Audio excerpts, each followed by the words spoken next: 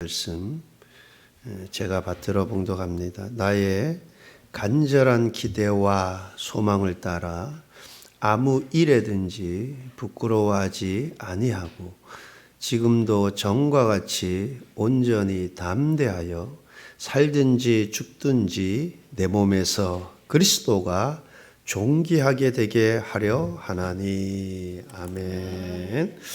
오늘은 종교개혁 504주년 기념 주일로 지키고 있습니다.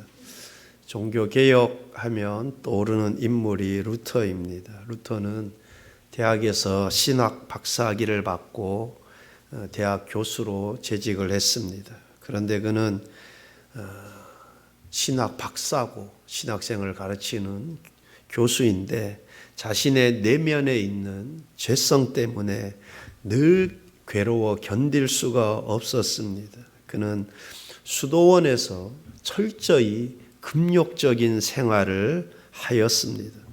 루터는 당시의 구원 사상인 최선을 다하면 하나님이 구원해 주신다라는 구원 사상을 따르며 종탑을 무릎으로 기어 올라가며 자신의 죄를 하나하나 고백을 하였습니다.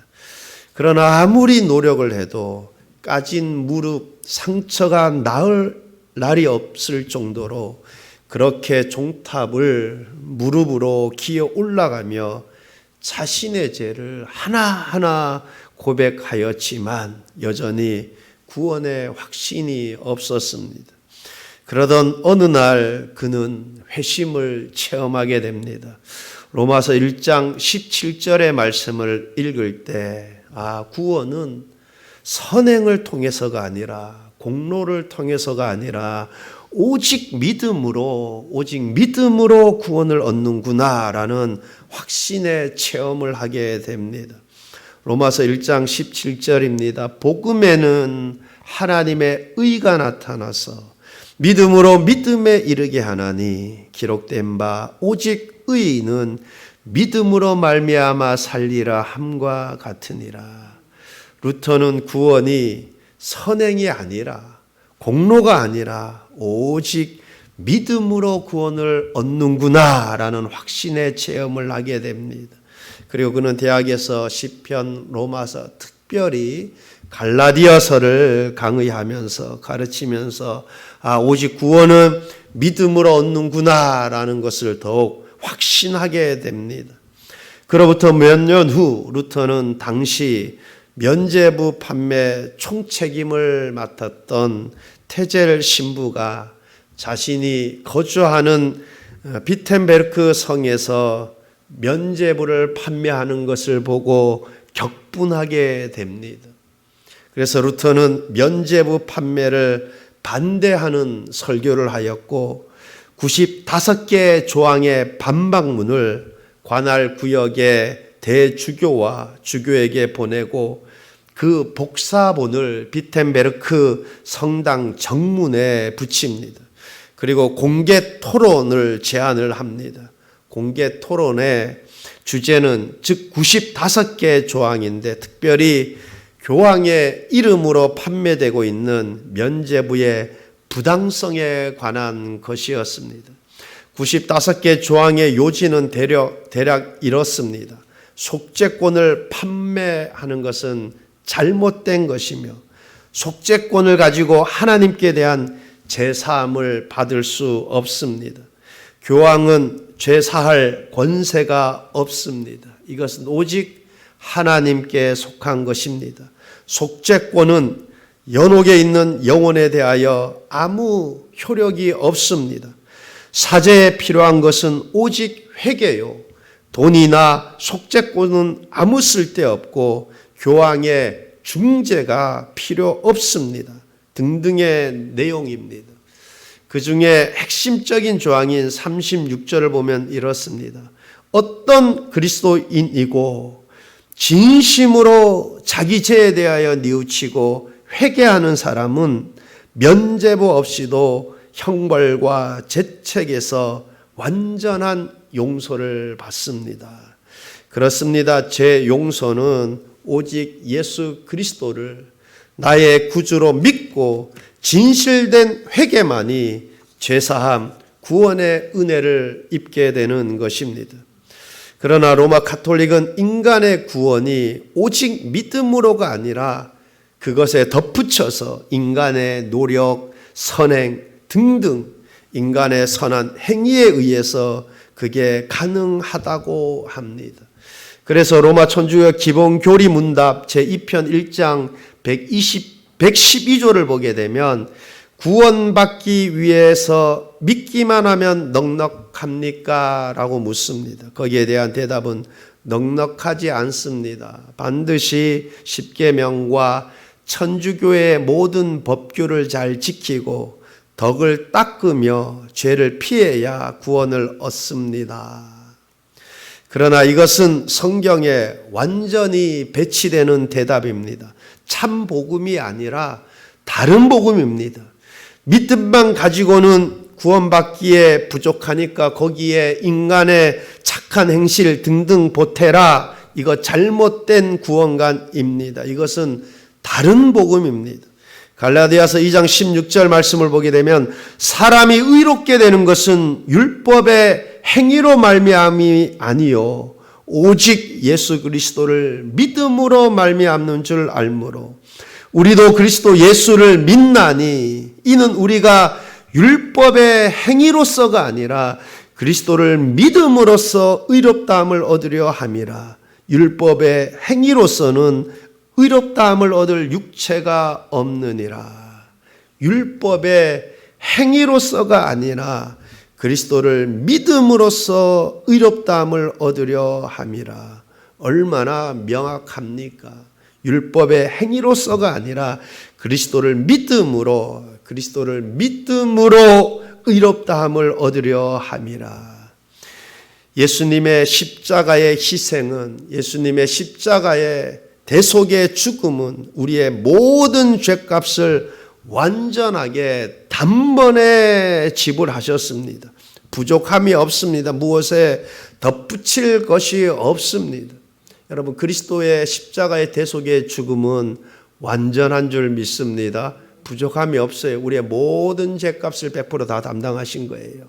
그게 부족해서 우리의 선행이나 여러분 아니 구원은 오직 하나님의 은혜입니다. 우리 1%의 우리의 공로 선행이 없습니다. 구원관뿐만 아니라 천주교에서는 교황은 죄가 없다, 마리아는 중보자다 등등 잘못된 교리들을 가지고 있죠. 여러분, 잘못된 것을 고치는 것이 개혁입니다. 그로 인해 그렇게 종교개혁이 일어나 오늘날에 개신교가 탄생한 것입니다. 예수님도 종교개혁가였습니다. 예루살렘 성에 올라가셔서 성전을 정결하게 하셨습니다. 누가복음 19장 45절 46절의 말씀 보면 성전에 들어가사 장사하는 자들을 내쫓으시며 그들에게 이르시되 기록된 바 내 집은 기도하는 집이 되리라 하였거늘 너희는 강도의 소굴을 만들었도다 하시니라. 유대 3대 절기가 있죠. 그죠? 3대 절기 때 여러분 제물을 드리잖아요. 제사를 드리니까. 근데 양은 어떤 양 드려야 돼요? 흠 없는 양을 드려야 되잖아요. 그 양을 끌고 가야 돼요. 근데 먼 곳에서 가려면 그 양 끌고 가는 게 쉽지 않잖아요. 그죠? 그리고 통과가 돼야 돼요. 봐서 흠이 있으면 이거 안 돼. 빠꾸. 딱. 그러니까 여러분 어떤 일들이 생기겠습니까? 제사장이 이제 장사하는 사람들이 생기는 거예요. 그리고 이제 제사장들이 이 장사하는 서로 다 내통을 하게 되는 거죠. 그래서 그 사람들한테 산 것 있잖아요. 그 사람한테 산 거는 흠 있는지 없는지 상관없어요. 그냥 통과. 그러니까 전부 다 뭐예요? 그걸 사야 되는 거예요. 그렇지 않으면은 그냥 통과가 안 되는 거예요. 그러니까 서로 내통해가지고 얼마나 큰 돈들이 이렇게 서로 오가고 그랬겠습니까? 소위 장사하는 사람들 또 제사장 대목 보고 그랬겠죠. 그럼 절기 때. 그래서 지금 예루살렘에서 이게 이제 절기 때 예수님이 예루살렘 성에 올라가서 하신 개혁 아닙니까? 여러분 그렇게 예수님께서 성전에 들어가셔서 장사하는 자들 다 내쫓으셨습니다. 그러면서 내 집은 기도하는 집이 되리라 하였거늘 너희는 강도의 소굴을 만들었도다 라며 장사하는 자들을 내쫓으셨습니다. 개혁교회는 날마다 개혁되어야 합니다. 성경 중심으로 계속 개혁되어야 합니다. 특별히 제가 오늘 본문의 말씀을 택한 것은 우리의 믿음 생활이 이렇게 개혁되어야겠다 해서 잡았습니다. 우리의 믿음 생활이 어떻게 개혁되어야 합니까? 살든지 죽든지 오직 그리스도만을 존귀하게 하는 자로 개혁되어져야 합니다. 우리가 이 정신, 이 생각으로 믿음 생활을 하여야 할 것입니다. 어떤 정신, 어떤 생각? 그리스도를 존귀하게 하는 삶이 되어야겠다는 생각과 정신으로, 그럼 우리가 무엇을 생각하느냐, 무엇을 생각하며 사느냐에 따라 우리의 인생이 달라집니다. 왜냐하면 생각은 행동을 낳고, 행동은 습관을 낳고, 습관은 그의 성품을 낳고, 그의 성품은 그의 인생을 만들어내기 때문에 그렇습니다. 그런 의미에서 여러분은 요즘 무엇을 생각하며 살고 있습니까? 우리는 이 세상을 살면서 온갖 생각들을 하며 삽니다. 이 땅에 살면서 건강도 생각해야 하고, 자녀 문제도, 자녀 교육도 생각해야 하고, 직장 문제도 생각해야 하고, 돈 벌 문제도 생각해야 하고, 그렇게 온갖 생각들을 하며 살아야 합니다. 그러나 우리의 마음의 중심이 언제나 예수 그리스도이어야 합니다. 또한 내가 어떻게 하면 나를 통해서 그리스도가 존귀케 되고 나를 통해 어떻게 영광 받으실까, 이 생각으로 충만하시기를 바랍니다. 사도 바울이 그랬던 것처럼 우리 역시 살든지 죽든지 나를 통해 그리스도가 존귀케 되기를, 나를 통해 예수님께서 영광 받으시기를, 먹든지 마시든지 무엇을 하든지 하나님이 영광 받으시기 위한 삶으로 살아야겠다라는 생각으로 살아야 할 것입니다. 그러한 생각으로 살아간다면 목적과 방향 역시 분명하게 정해지는 것입니다. 내 삶의 목적, 방향, 사는 이유 등등이 분명하게 정해지는 것입니다. 빌립보서 3장 12절입니다. 내가 이미 얻었다 함도 아니요 온전히 이루었다 함도 아니라 오직 내가 그리스도 예수께 잡힌 바 된 그것을 잡으려고 달려가노라. 오직 내가 그리스도 예수께 잡힌 바 된 그것을, 바울이 예수님께 잡힌 바 된 그것이 무엇입니까? 복음 전하는 거죠. 특별히 이방인들을 향해 복음 전하는 일입니다. 바울은 그렇게 복음 전하는 일을 위해 달려간다고 합니다. 사실 지금 한국 기독교 얼마나 세속화되어 있습니까? 개혁되어야 합니다. 나를 통해 그리스도가 존귀함을 얻도록, 나를 통해 하나님이 영광 받으시도록 그렇게 우리의 신앙이 개혁되고 회복되어야 할 것입니다. 제가 빌립보서를 설교하려고 빌립보서를 읽다 보니까 생각하라라는 말씀을 읽게 되었습니다. 4장 8절 하반절에 보니 이것들을 생각하라 그래. 이것들을 생각해라. 무엇을 생각하라 했나 보니까 4절 8절 말씀을 보면 끝으로 형제들아 무엇에든지 참되며 무엇에든지 경건하며 무엇에든지 오르며 무엇에든지 정결하며 무엇에든지 사랑받을 만하며 무엇에든지 칭찬받을 만하며 무슨 덕이 있든지 무슨 기름이 있든지 이것들을 생각하라. 이것들을 생각하라. 그렇습니다. 이것들을 생각하며 우리는 이렇게 살아야 합니다. 우리의 그리스도인의 삶이 이렇게 개혁되어야 합니다. 그래야 세상으로부터 존경을 받고 세상의 소금이 되고 세상의 빛이 되는 것입니다. 조금 더 자세히 살펴보면 무엇에든지 참되며 참되게 살라는 것입니다. 거짓말하고 속이지 말라는 것입니다. 참되라는 것입니다. 에베소서 4장 25절 말씀 보면 그런즉 거짓을 버리고 각각 그 이웃과 더불어 참된 것을 말하라. 이는 우리가 서로 지체가 됨이라.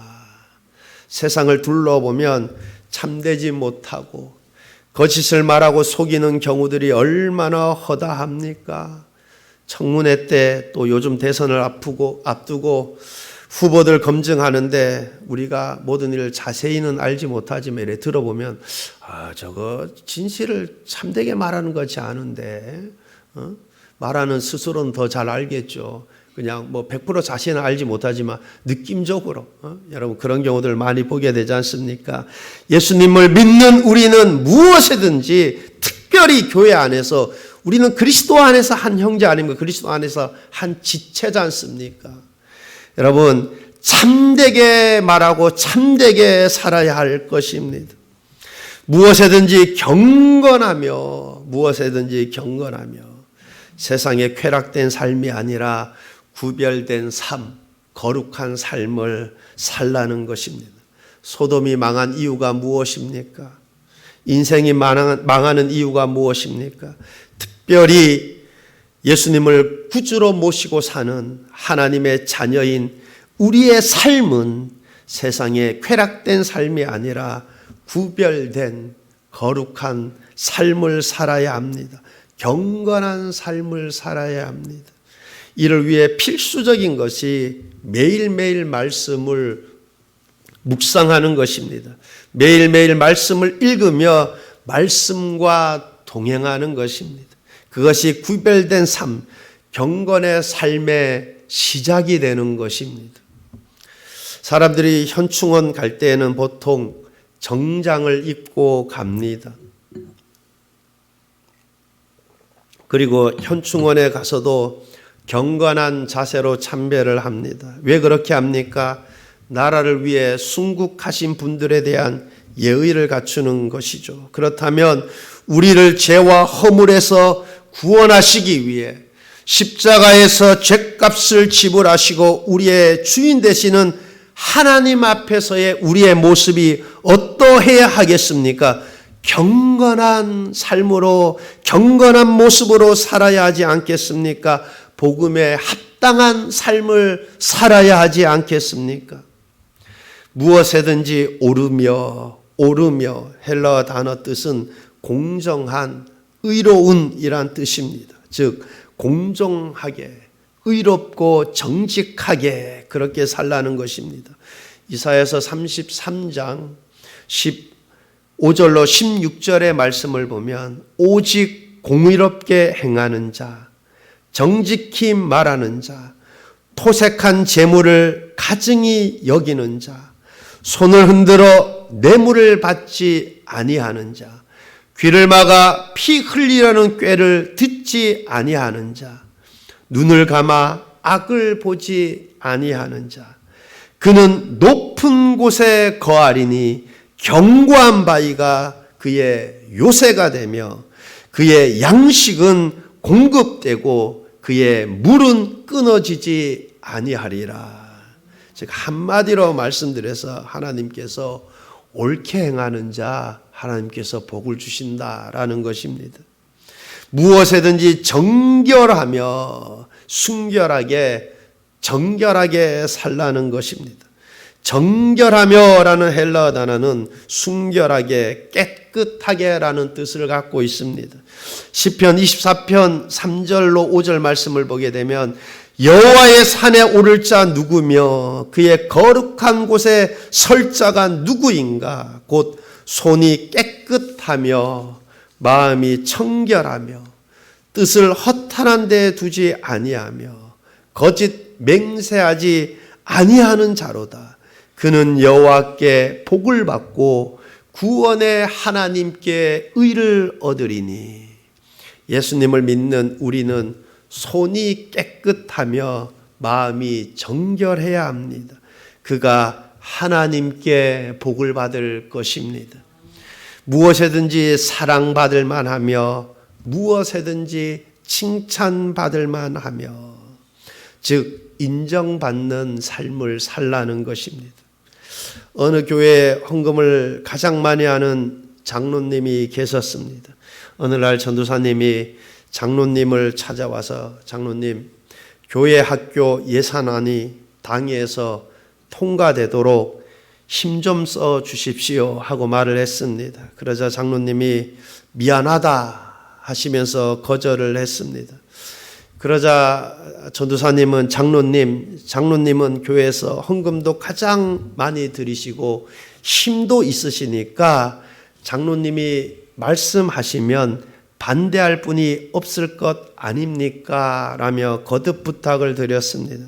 그래서 장로님이 이렇게 말씀하셨습니다. 전도사님, 헌금을 많이 드리는 사람은 말을 적게 해야 합니다. 헌금을 많이 드리는 사람이 말을 많이 하면 덕이 안 됩니다. 라고 하셨다 합니다. 그때 전도사님이 그 말씀을 듣고 크게 깨달음을 받았다 합니다. 그리고 그 장로님을 더욱 존경하게 되었다 합니다. 사실 보통 교회가 시끄럽고 그런 것 봉사 많이 하고 헌금 많이 하는 그분들 때문에 보통 많이 시끄러워요. 반면에 또 교회가 평안하고 든든히 서가는 것, 그것 헌금 많이 드리고 또 교회 봉사 열심히 하고 그분들이 또 잠잠하고 또 겸손하고 덕이 있어서 교회가 평안하고 든든히 서가는 거예요. 그래서 이게 열심히 하는 분들, 교회에서 봉사도 열심히 하고 그분들의 삶의 모습이 어떠하냐에 따라서 교회가 든든히 서가기도 하고 시끄럽기도 하고 그런 것입니다. 여러분, 오늘 종교 개혁주의를 맞이하여 우리의 신앙이 개혁되어야 합니다.